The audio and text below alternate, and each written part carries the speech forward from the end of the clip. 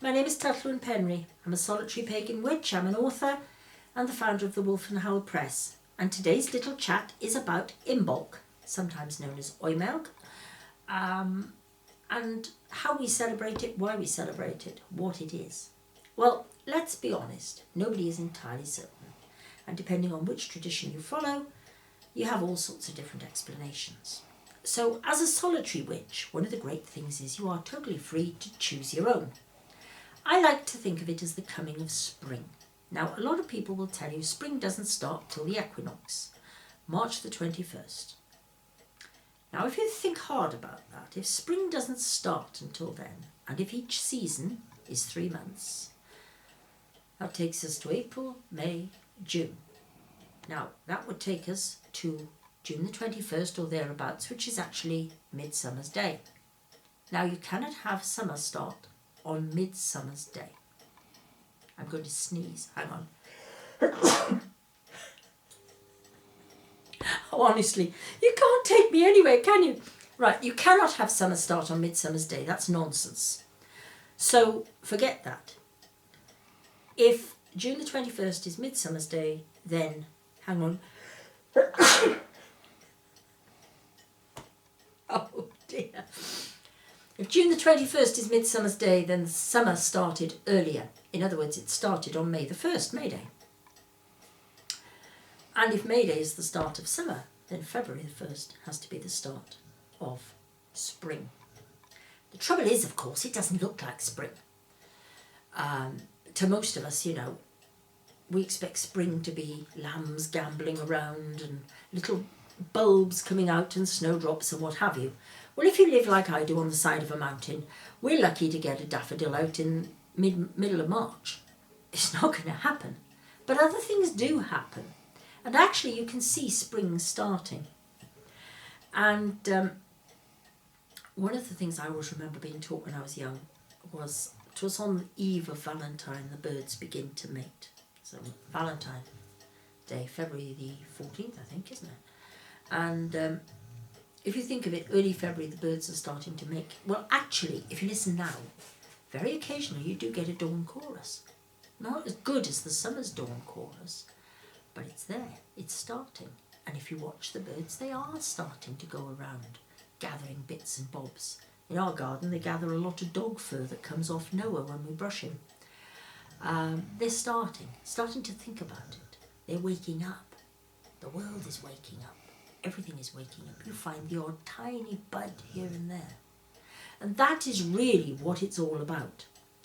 It's about observing the start of spring. It's a new season, whatever you want to call it. Call it Imbolc, call it Imbolc, call it whatever.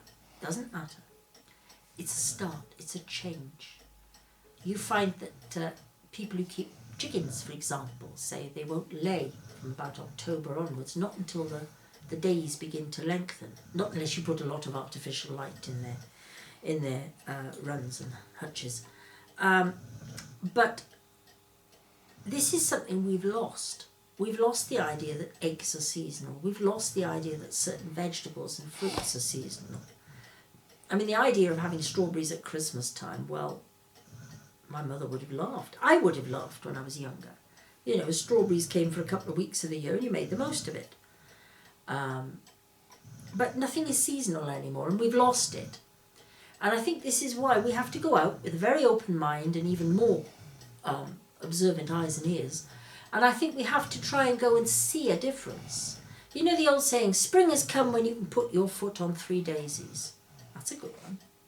Spring has come when you can put your foot on 3 daisies. Go out and try it. It mightn't happen by February the 1st, it might take a lot longer, but it will happen. And it used to be summer has come when you can put your foot on 11 daisies, or 12 or 13, depending on which version you heard. Same kind of idea. And sometimes you'll notice the nights getting a little bit longer. I always notice the days getting longer by the end of January, always. Last few days of January, and you start to notice the days are just getting that bit longer. The other day here, it was light at 5 o'clock at night. That was because the sky was clear. Usually we've got nothing but clouds because it's been raining for months. It's It's quite biblical, the rain we've been getting up here. You know, you expect someone to start building an ark or something. It's been really bad. But you begin to notice, you begin to look, you begin to start thinking. And this is what it's all about, you know. This is what being a witch is all about. It's thinking, it's up here. It's not whether you wear a ring with a pentacle on it or a triskelet or something like that. It doesn't matter, right? That's just extras. It's what you are, it's what you observe, you start to notice. Try and get out on foot if you can. There's nothing like going for a walk to really discover your area. Because you know, most people, they get in the car, or they go and walk down to the bus stop, or they go to the train station, that's it. They don't really look. But I know when I was young, I started working in the city, and oh gosh, that makes me sound like a banker or something. No, it wasn't, honestly, it was an office job. But when I started working, and I can remember, you know, I used to go out in the lunch hours so nobody could make me do any more work, get my lunch hour at least. I used to pop out and I'd walk all around the place, and I'd go off to places I didn't know, and sometimes I'd get lost. But I'd discover places, I'd discover history, I'd discover really strange things I never knew were there, bits and pieces on buildings. Go and look on a building and you'll see a green man looking at you. Go and look and you'll find street names, odds and ends, which will tell you about the area or how something was made or extended or demolished. This is what it's about, honestly. It's not about stripping off and dancing in a circle, okay? It really isn't. It's about going out and using your eyes and looking and learning. What is around me? What is this part of the earth on which I live? You know, this is where we are. We've got to learn about it. We've got to find out what it is, what it was.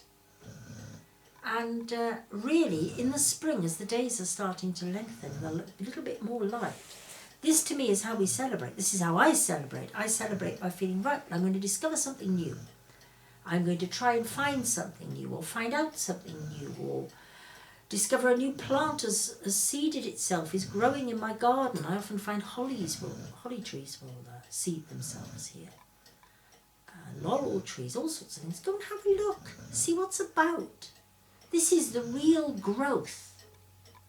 This is where it really is. You will find it. You will find something is growing. Something is happening when you wait for the bus. Look at the weeds, the cracks in the pavements.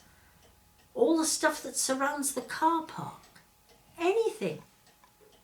But really raise your awareness. That's how you celebrate Imbolc, honestly. I mean, maybe bake a cake, because the Anglo-Saxons were very fond of their cakes. They baked cakes all the time if they could.